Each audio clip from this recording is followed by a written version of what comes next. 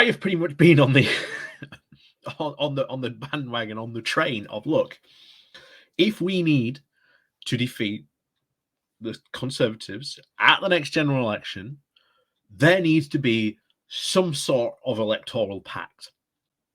And I do generally think that needs to be. Like I say, this is why I think we need to look at people like Andrew, what is it now? Andrew Worsley. Andrew, I am saying, I'm just making his name right. Yeah, Andrew Rawnsley is saying here, that's why we're going to go through his piece, because I agree with him on a lot of what he is saying here about creating a electoral pact between the Labour and the Lib Dems. Couldn't agree more. But I think he is leaving out the other group, because this isn't just a two-way alliance that needs to be made. There is a three-way alliance that needs to be made. That is with the Green Party. Like it or not, the Green Party, though they've never ever won more than that one seat with Caroline Lucas near, what is it, Brighton Pavilion, I think her constituency is called, something like that. They've never won more than that one seat. But they can command quite a small yet somewhat sizable electoral majority at some very interesting swing seats that, if, again, the Green Party wanted to, could say, look, guys, in this seat, which we know is a swing seat, and we know that we want Labour to win in this one, or we want the Lib Dems to win in that one, go vote for those parties. I think there needs to be that appetite to make this a three-way conversation rather than just a two-way conversation. But the fact that we are having these conversations now is good. We've talked about before about the prospect of a general election happening this year. I couldn't tell you what would happen if not, but it would certainly be interesting if it did. But I also want to start off the week with something good, because I think this week, for a lot of news, is going to be very bad. So if this video gets moved, it hasn't come out on Monday because, again, bad stuff has happened. Well, you know why now. So anyway, we're going to go dive into that because I have a lot to agree with what Andrew's put here. But also, again, I want to sort of add stuff where he said, look, the Greens need to be part of this deal as well. It's not just these two. Yes, they are two very big parties, but especially in some of the swing seats, like the minority seats, they need the Greens on board as well to ensure that there is a victory and that we do keep the Conservatives out of power. So before we go diving into this, please do remember to hit that like and share button. And of course, down below, there are links to my Patreon page and a motivation link called Buy Me Coffee, where you can buy me coffee. And as always, thank you very much to all those people who do help support the channel that way. So on with this. So this comes from the Guardian with the title of "A Lab Lib pincer movement is the most effective way to strike fear into the Tories." If you don't like the sound of teeth being gritted, never ask a Labour MP about how they feel about cooperation with the Liberal Democrats. Saying, "I know it makes sense," one member of the shadow cabinet recently gnashed their molars to me, "but it really sticks in the craw." And I understand, because there is a lot about the Liberal Democrats that's very, very similar to the Tories. You know, they might be sort of more liberal when it comes to more social issues, but they are certainly a lot more centrist right-leaning when it comes to a lot of the financial issues. So wanting to work with sort of the Lib Dems doesn't really ring well with a lot of people in Labour, like I say. And one of the big things is, of course, the last coalition. But obviously that wasn't very much dominated by them. It was dominated by the Tories. But again, they still get a lot of stick for that particular coalition. So anyway, it continues. "This is a fusion of the effect compared with their history of even bitter animosity. They weren't speaking when Jeremy Corbyn led Labour. Corbynites treated the Lib Dems as indistinguishable from the Tories, or worse, Blairites, and the Lib Dems regarded Mr. Corbyn with horror During the Cameron-Clegg coalition years, Labour people were often much more vicious about the Lib Dems for participating in that government than they even were about the Tories who dominated it. Again, rightly so. So, the key people on both sides, though, have put all that behind them. Gradually, Sir Keir Starmer and Sir Ed Daley have been edging closer, driven towards the collaboration of the mutual hunger to evict the Conservatives, which again is what I think the next election is going to be all about. Has to be get rid of the Conservatives. Let's get them out. Let's have some, proper, good meat and potato policies. Fund the NHS. Fund public services. Reform the electoral system. Get rid of the House of Lords. Bring in elective.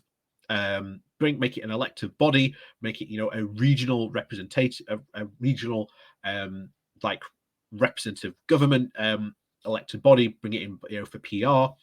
I think that would be fantastic. It would certainly change British politics in a big way, but also again change PR for again voting for the House of Commons as well. I think you have to sort of change both of them at the same time, but as we've said before, the Lords is actually an easier sell for bringing in PR than certainly the House of Commons is. But anyway, back to this. Both have now come to understand that each other needs both have come to understand that each needs the other to do well. The Lib Dems can hurt the Tories, as they have demonstrated in the local elections, but they know it will also require a strong Labour showing at the next general election to be sure to dislodging the Conservatives from office. And I've said that before as well. If you are a Labour Party member, if you are in an area where Labour sort of has to win, then you need to go out and vote. And that is one thing I would certainly love to see. But unfortunately, there doesn't seem to be at the moment, because there certainly wasn't at the local elections a drive to get people out, to get them registered to vote, and to get them out to vote on that day as well. That is very, very important. So Labour's leadership will never, of course, acknowledge the anxieties that it can't win on their own. But everyone can see the immense size of the electoral mountain. It is generally reckoned that Labour needs a swing to them from the Tories of around 10 points to achieve a Commons majority of just 1. So you can see the scale that they're up against. So it's not just them pulling seats away from the Tories for for this to become a reality. It is the Lib Dems that also have to pull seats away from the Tories as well. And I think it's very, very likely. I think the next Parliament we will see will be a hung Parliament, and hopefully a coalition between Labour and the Lib Democrats. But I've said before, I think to really ensure that you can gain that momentum, the Greens have to be involved as well. So, give Caroline Lucas, get her involved, and then say, if a coalition happens, you get environmental secretary. That would be sort of the dream Green position. And I think a lot of people, even in the Green Party, could agree sort of to do that and sort of back Labour and the Lib Dems in those swing areas or the seats where they really, again, need to win.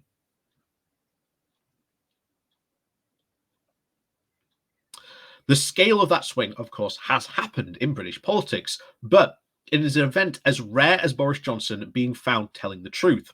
Many senior Labour people do privately think that a more realistic goal is a hung Parliament, and the Lib Dems can help make that happen by unseating Tory MPs in places where Labour can't. As we said before, I think that would be the aim. But again, I think then there needs to be talk about bringing the Greens into this, making it a three-way electoral pact, and as I've said before, offering Caroline Lucas that environmental seat. So it continues. I first reported to you last autumn that both parties are warming to the informal pact, in which they don't waste precious resources attacking each other and concentrate their engines where it is best placed to beat the Conservatives. The fruits of that are now becoming apparent to all. A low-key Labour presence in the North Shropshire by-election helped direct voters to the Lib Dems as the instrument to remove the Tories from what was then a previously very safe blue seat. Something very similar happened to Cheshire and Amersham, a significantly targeted Lib Dem effort, and of course in Batley and Spen by-election, where again they were focused on picking off the Tory support, helped Labour defend that seat against a Conservative challenge. So, as you can see, there's already that action there. It just needs to move, I think, to the next stage. And as we said before, bring in the Greens on this as well. So it continues. We now have 2 further by-elections to look forward to. And as I've said before, this has got 2 by-elections coming up. Wakefield in particular is going to be a very important one to pay attention to. And it continues. Though not, I suppose, if you are a Tory. Both contestants have been triggered by, again, a disgrace of Conservative MPs, and Sir Keir's party will concentrate on Wakefield and a Yorkshire seat that Labour held before the 2019 election. And the Lib Dems are mobilising their by-election shock troops in the West Country, where Templeton and Hamilton is now up for grabs. So again, that's the direction that we want to go. And as I said before, if you live in Wakefield and you want to be the Tories, vote Labour. It doesn't matter if you're a Lib Dem, Green, whatever. If you want to beat the Tories, vote Labour.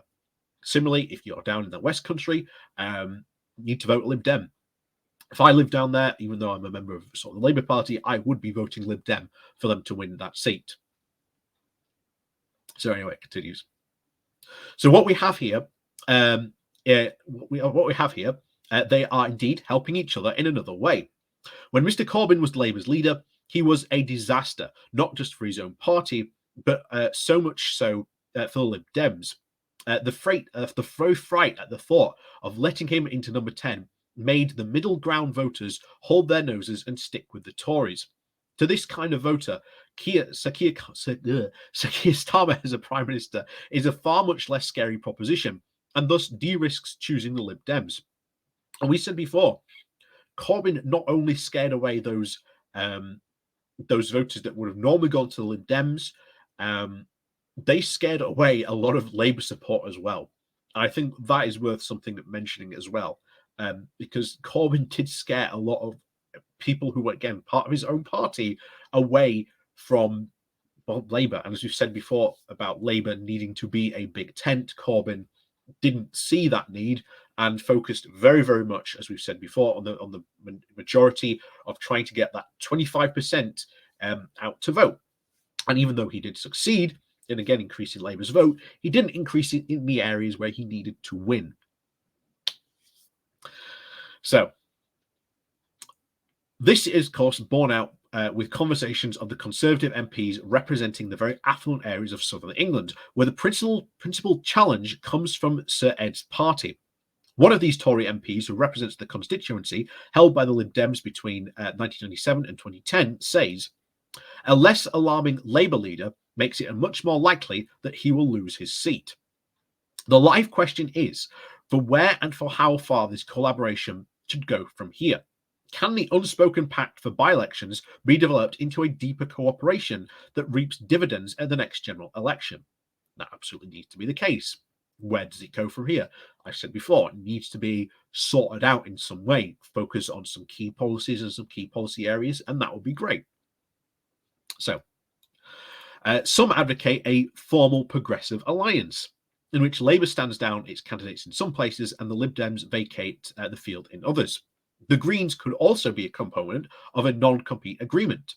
As we've said before, I do think the Greens need to be part of that progressive alliance. Anyway, Andrew goes on to say that the chances of that kind of deal are somewhere between 0 and zip. Both leaderships think that it would be a recipe for endless ugly rows accompanied by furious rebellions of local activists unwilling to take instructions from anyone about seat details, rather than look united in their resolve to remove the Tories. But they'd be more likely to become distinctively quarrelsome, and there is again something else that strategists in both parties fear, that some voters might warm up to the explicit link-up, that others could even recoil at a formal pact, which the Tories would then depict as a gullible, which is a complete grubby stitch-up. This would be hypothetical, of course, the Tories, They didn't complain, of course, when the Brexit Party withdrew their candidates in more than over 300 seats at the last election, to the great benefit of the Conservatives. Hypocrisy, of course, be damned. The Tories will denounce a Labour-Lib cooperation anyway, not least because it is rattling them. And, of course, that is the threat, that is the potential problem. But again, we would ultimately see that the Conservatives would play that as a very significant card against this type of thing. So would it work? Would it not work? We don't know. We'll just have to see. So rather than a formal pact, a more fruitful way forward is a wider informal alliance, anchored in the principles of what is best for the country. Though they don't agree on anything, there's very little about which they violently disagree. Concentrating their resources on where each has the best chance of success makes all the more sense because neither party is flush with cash.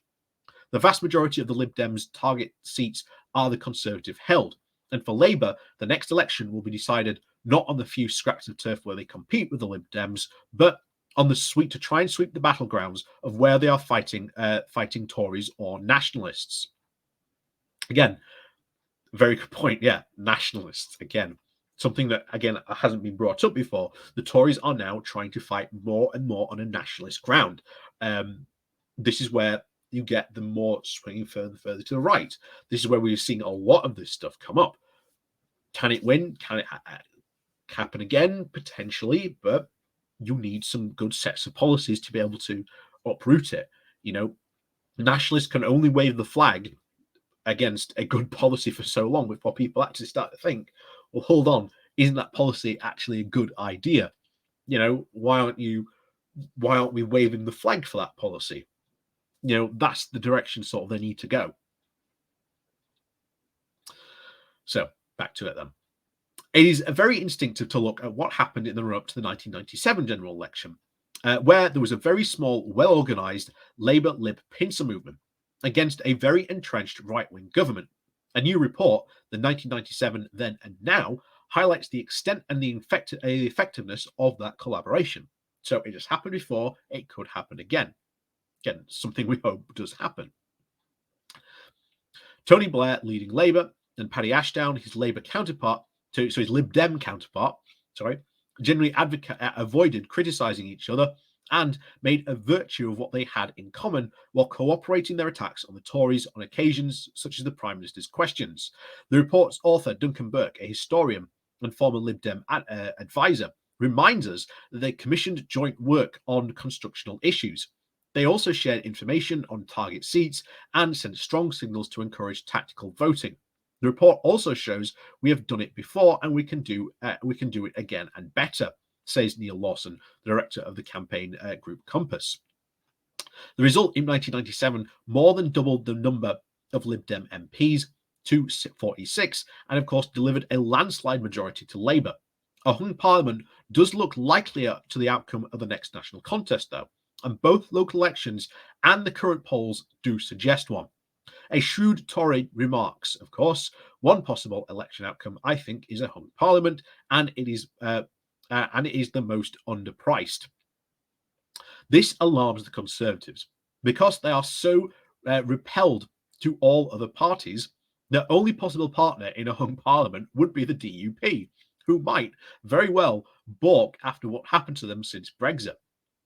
The DUP are anyway of help to the Tories, and only if they fall by a little of that short amount of majority.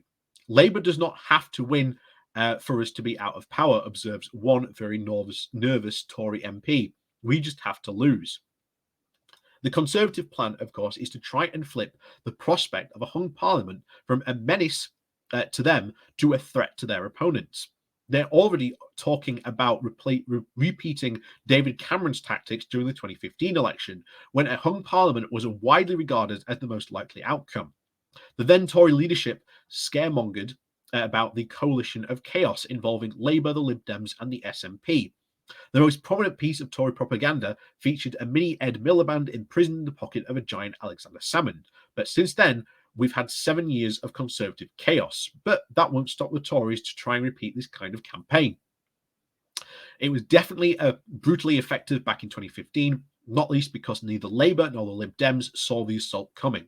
By the time the Tories were doing their ruthless and worst to try and petrify the swing voters, it was already too late to construct robust defences. Both parties suffered at the ballot box, and the Conservatives won again. So another thing that Sir Keir and Sir Ed need to be thinking about, and it would be best to start now, is how to prevent that horrible history from being repeated at the next general election. So that's indeed where we are at the moment.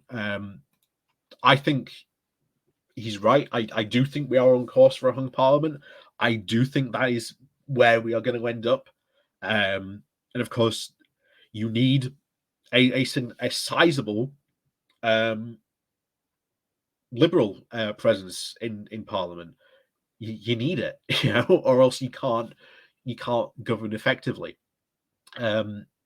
Because if, let's say, the Lib Dems don't do that, then the third largest party, well, technically then becomes obviously sort of the SNP. The Tories aren't going to ally themselves with the SNP.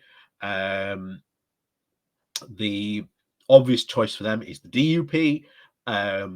But again, it depends on sort of the majority, how many they are, how they need to make the numbers up, and of course, the DUP, given how they are acting at the moment, would make some very, very strong plays for what they wanted out of a next, out of a, shall we say, an electoral pact, with them probably culminating in the absolute ripping up of not only the Northern Ireland Protocol, but the entire Brexit agreement that was signed 2 years ago. And make no mistake, the Tories, to secure power, I think would be very well inclined to actually do that, regardless of the chaos.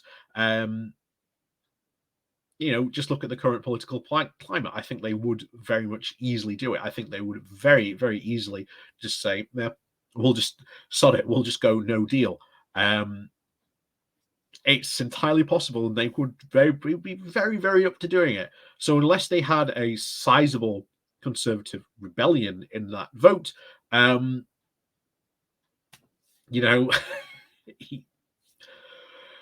politics could get very interesting very quickly, I think. Obviously, and it obviously depends when we have the next general election. There's a lot of people saying Boris might trigger an early general election. He might trigger one this year, for all we know. November could be election time here in the UK. It is possible. Maybe we might see one in 2023, but we will almost definitely see one in 2024. And we've had lots of Tories say before that Boris Johnson is already going to go into what he calls 2 years of very active campaigning mode, trying to give him as much PR and positive PR as possible, saying, oh, look, we're, quote, fulfilling the priorities of the British people. But when you've got all this stuff currently going on, the cost of living crisis, Brexit itself is far from finished or even over, what exactly priorities for the British people has he succeeded on?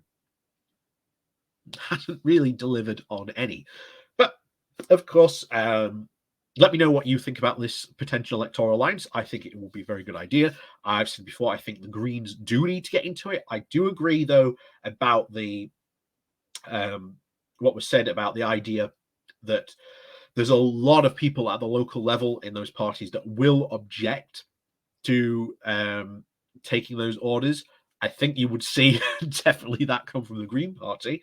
They always run campaigns of, look, we can win, we can do it, and of course there is definitely a lot of scenarios I do certainly see them disagreeing on, and I think he's right to point out that Labour and the Libs would certainly see this might be a bit of chaos with it, because even among the Greens, something like HS2, which I've said numerous times would be a massive benefit and a really good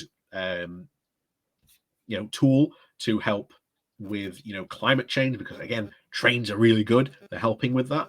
There are a lot of Greens that are against that, and again, you've got groups like Greens for HS2 which are pro that. again, I told the story a couple of weeks ago about when the local Green candidate turned up and I started talking about HS2 to him. I could tell he was probably very anti-HS2. But of course, as always, thank you very much to all those again. For watching, please do remember to hit that like, share, and subscribe button on your way out. And of course, down below there are links to my Patreon page and a monetization link called Buy Me Coffee, where you can buy me coffee. And as always, thank you very much for watching, and we'll see you all